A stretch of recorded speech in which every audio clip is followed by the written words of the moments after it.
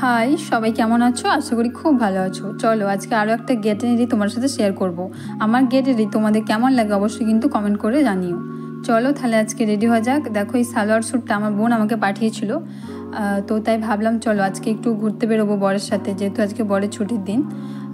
সেই জন্য এই স্যুটটা বা এই কুর্তিটা পরলাম। অবশ্যই জানিও আমাকে পরে কেমন লাগছে। তারপর চলো আমি একটু রেডি হয়ে নিই।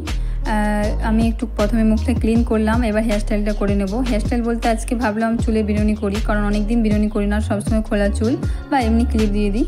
তোমরা আমার অনেক ভিডিওতে বা গেট রেডিতে দেখেছো। তো দেখো আমি চুলে বিনুনিটা করে নিলাম, জাস্ট একটা সিম্পল লুক করবো, এমনি ঘুরতে বেরোবো। তো দেখো এই গার্ডারটা লাগে না, এই গার্ডারটা আমার খুব ফেভারিট, আমি এটা দীঘা থেকে এনেছিলাম। চুলে বিনুনি করলে এটা নিই। চলো আমার চুলে বিনুনি করা কমপ্লিট। এবার একটু দু সাইডে দুটো ক্লিপ দিয়ে দিলাম।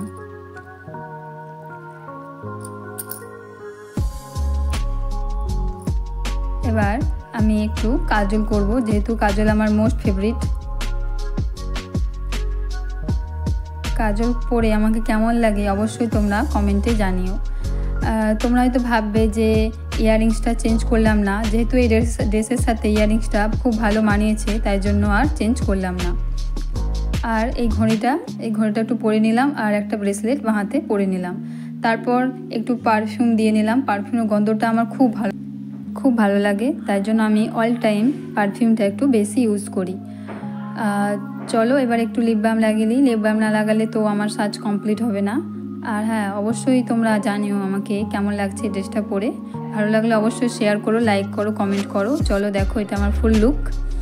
আর হ্যাঁ, আমি সিঁদুরও পরে নিয়েছি, বাট সেই ক্লিপটা তোমার সাথে শেয়ার করিনি, তোমরা সেটা দেখতেই পাচ্ছ। এটা আমার ফাইনাল লুক। চলো আজকের মতো টাটা।